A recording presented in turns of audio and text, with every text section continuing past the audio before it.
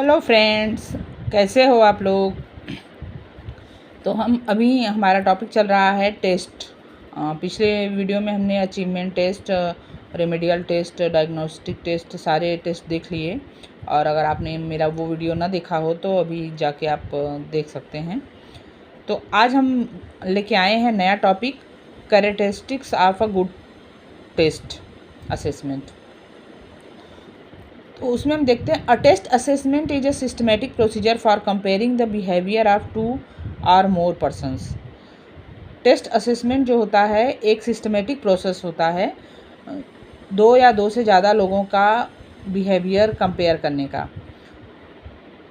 तो जो है इसमें क्या है कि हम अगर बच्चों को पढ़ा रहे हैं, पूरी क्लास को पढ़ा रहे हैं, तो हमें ये देखना बहुत ज़रूरी होता है कि हम जो पढ़ा रहे हैं वो बच्चा समझ भी रहा है कि नहीं समझ में आ रहा है उसको।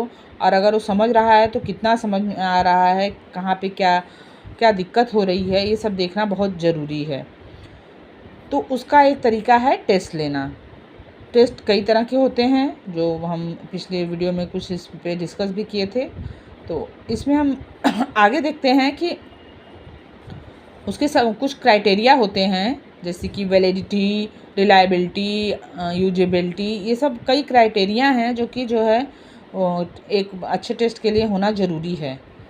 तो हम जो है गुड टेस्ट के लिए जो है इसको गुड टेस्ट क्लासिफिकेशन के लिए दो कैटेगरीज में बांटते हैं, एक प्रैक्टिकल क्राइटेरिया और टेक्निकल क्राइटेरिया। प्रैक्टिकल क्राइटेरिया यानी कि हमारी कितना हम प्रैक्टिकलिटी में इसका संभव है, कितना हम इसका सिर्फ थ्योरी के आधार पे नहीं, हम इसको प्रैक्टिकली कितना यूज कर सकते हैं। और टेक्निकल क्राइटेरिया में जो है हम उसके टेक्निक्स से रिलेटेड क्राइटेरिया ले लेते हैं। तो हम सबसे पहले देखेंगे प्रैक्टिकल क्राइटेरिया।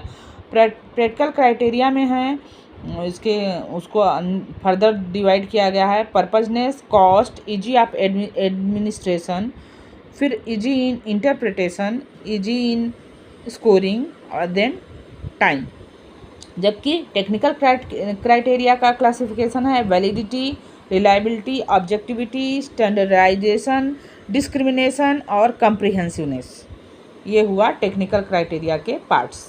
तो इसमें अब आपको हर टर्म को आपको समझना पड़ेगा। जैसे कि प्रैक्टिकल क्राइटेरिया में आ रहा है पर्पजनेस, किसी टेस्ट को बनाने का क्या पर्पज है, क्या उद्देश्य है, वो पूरा हो रहा है कि नहीं, ये देखना सबसे पहले ज़रूरी है। क्योंकि अगर उद्देश्य ही पूरा नहीं होगा तो टेस्ट लेने का कोई मतलब नहीं है। उसके बाद वो कितना कॉस्ट इफ़ेक्टिव है, बहुत महंगा तो नहीं है, क्योंकि बहुत महंगा होगा तो सब लोग उसको अफोर्ड नहीं कर सकते हैं। और हम एक टीचर का उद्देश्य होता है कि ज़्यादा से ज़्यादा लोग उसके बनाए गए टेस्ट को, उसके बनाए गए नोट्स को यूज कर सकें, समझ सकें, इजी वे में जान सकें और आगे उसको और भी शेयर कर सकें।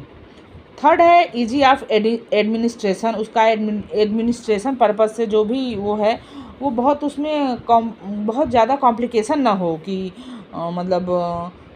यहाँ से उसको वो किया जाए, कहीं पे इससे मान्यता लेनी पड़े, कहीं पे उस पर सर्टिफाई करना पड़े, ऐसे कुछ एडमिनिस्ट्रेशन टाइप से कुछ दिक्कतें ना आएँ, वो देखना चाहिए। इजी इन इंटरप्रिटेशन मतलब कि अगर कोई उसको पढ़ाना चाहे, कोई समझना चाहे तो वो उस इंटरप्रिटेशन में इजी रहे, लेक्चर देने में इजी रहे। ऐसा ना रहे कि वो बहुत कॉम्प्लिकेटेड लैंग्वेज में हो तो समझ ही ना आए।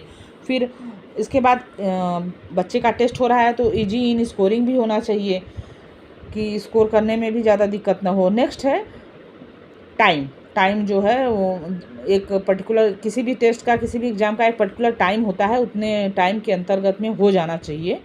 इसका ध्यान रखना बहुत ही ज़रूरी है। उसके बाद जो है हम आ जाते हैं टेक्निकल क्राइटेरिया। टेक्निकल क्राइटेरिया में सबसे पहले आता है वैलिडिटी।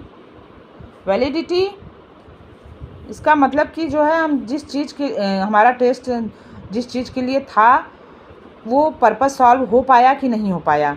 मान लीजिए हमने एक टेस्ट कंडक्ट किया था और हमने एक टॉपिक पढ़ाया, उस पर टेस्ट कंडक्ट किया और हमें ये जानना था कि जो है वो उस टेस्ट में कितने ज़्यादा से ज़्यादा बच्चे जो है पार्टिसिपेट करके उसको कितना समझ पाए, वो बता पाएँ।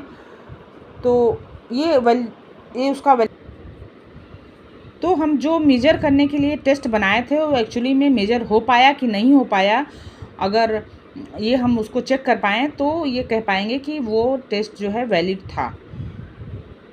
देन रिलायबिलिटी है कि मतलब मान लीजिए हमने कोई टेस्ट लिया और मान लीजिए मैथ्स का टेस्ट लिया और कोई बच्चा उसमें 50 में जो है 30 स्कोर किया।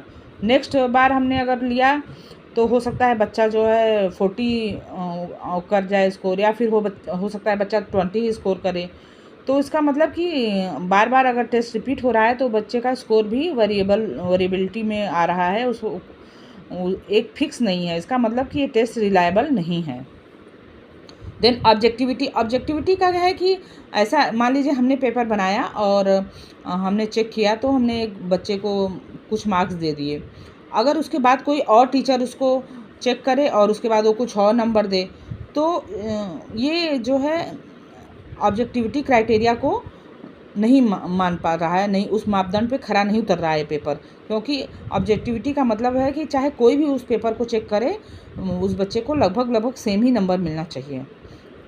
उसके बाद स्टैंडर्डाइजेशन, उस पेपर का जो स्टैंडर्ड है, जैसे कि मान लीजिए क्लास 5 का लेवल का स्टैंडर्ड है और हमने क्वेश्चन जो है क्लास 3 के बच्चों के दे दिए, क्लास 7 के बच्चों के दे दिए, तो उस स्टैंडर्ड पे वो पेपर नहीं खरा उतरता। डिस्क्रिमिनेशन का है मतलब कि भेदभाव होना, कि जो है मान लीजिए गुड स्टूडेंट और पुअर स्टूडेंट में जो है कोई डिस्क्रिमिनेशन ना होने पाए, ऐसा पेपर बनाना चाहिए कि ताकि सारे बच्चे ही उसको कर पाएँ और एक जो एक्सपेक्टेड नंबर है वो सारे बच्चों को ही मिल पाए। ठीक है, कोई बच्चा हाईएस्ट पा रहा है, कोई बच्चा लोएस्ट पा रहा है, लेकिन एटलीस्ट जो पासिंग मार्क है वो हर बच्चा मीट कर पाए। लास्ट है कम्प्रीहेंसिवनेस। इसका मतलब कि जो हमारा टॉपिक है उसमें जो भी जो है यूनिट, सब यूनिट, जितनी भी चीज़ें हैं वो उस क्वेश्चन पेपर के अंदर में कवर होना चाहिए। कोई भी टॉपिक ऐसा ना रहे कि उसमें छूट गया, तो उसको पूरा होना चाहिए। वो हो गया कम्प्रीहेंसिवनेस। तो आज के लिए इतना ही है। तो आपको अगर वीडियो अच्छा लगा हो तो लाइक करिए, मेरे चैनल पे पहली बार आए हैं तो इसको सब्सक्राइब करिए, और मिलते हैं नेक्स्ट वीडियो और नेक्स्ट टॉपिक के साथ। तब तक के लिए थैंक यू।